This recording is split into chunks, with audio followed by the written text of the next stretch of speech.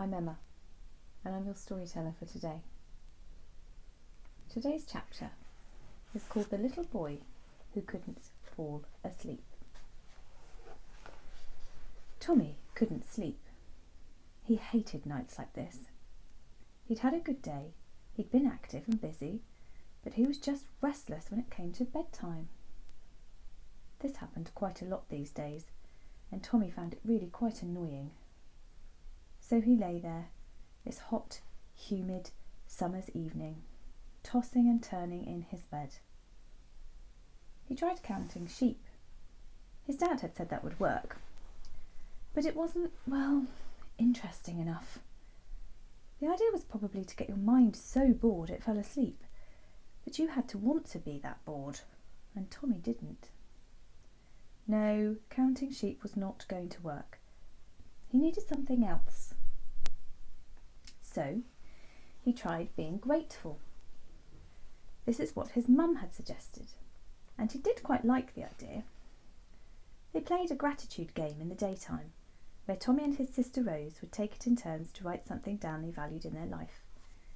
And they popped it on a little post-it and folded it up. Then it went in their special gratitude jar, where all the things they were grateful for were kept. Mum said it could be anything, and so sometimes Tommy thought of big things like a new toy or when he got his bike for his birthday. And sometimes it was little things like Mummy cooking his favourite dinner, lasagna with garlic bread.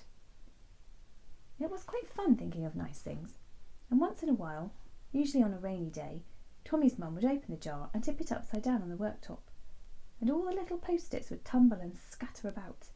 It was fun picking them all up and reading what was inside, like little secret notes. It was easy to see who wrote what, as they all had a different coloured note. Tommy's was green, Rose had pink heart-shaped ones, and Mummy's were bright orange. Daddy had yellow ones, but there weren't that many of those, as he was often at work.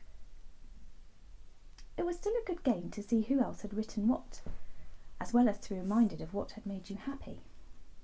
So Tommy started thinking about all the notes in the jar, and in his mind, one by one, he opened a note up and read what was inside. The first note was his, and it said, "My new football kit." And that made Tommy smile. The next one was Rose's, and so he opened up the pink heart, and inside it said butterflies. That's typical Rose, he thought. She adored butterflies and had them everywhere, even all over her bedroom. She had butterfly bedding and butterfly pyjamas, butterfly curtains and butterfly light shades. She even had pretend butterflies stuck all over her walls. Next was one of his mum's. In his mind, Tommy picked up the orange post-it and looked inside. "Our home" was all it said. Tommy thought that was a very short thing to write, and yet it meant so much. Far more than just where they lived, their home was what they made it. Somewhere safe and happy, somewhere they could always be themselves and relax, somewhere to come back to. Tommy liked that thought. It made him feel cosy and warm. He started to feel a bit more relaxed now, and he stretched and yawned as he could feel the sleepiness starting to work. In his mind, he went back to the gratitude jar, and he thought he'd just have one look at one of his dad's. So he rummaged through until he found a yellow note. It was all scrunched up and not at all neatly folded like the others. "That's just like Dad," Tommy chuckled quietly to himself. His dad wasn't known for being neat or tidy. So he unfurled the note, which took a moment where it was so scrunched up. Tommy couldn't read it at first, as his dad's handwriting wasn't easy to decipher. But then he realised it was the wrong way up. Tommy looked, expecting to see "my car," as Dad did truly love his car, and he spent hours cleaning it. But no, inside this little note were two simple words: "My son." Tommy felt a smile.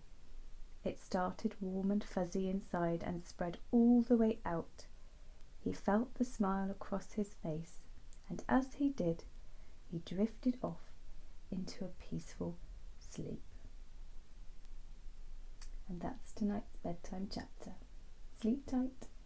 See you soon. Night night.